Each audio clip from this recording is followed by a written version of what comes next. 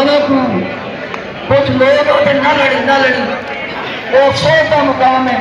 इतने प्यारे प्यारे लोग, इतनी प्यारी मखलूक नसीबा ना मिलती है, खुदा की कसम।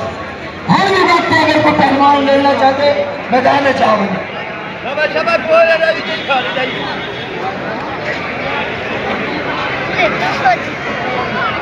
शाबाश शाह पहलवान दादा मकसूद झल्ला रेडी रहो।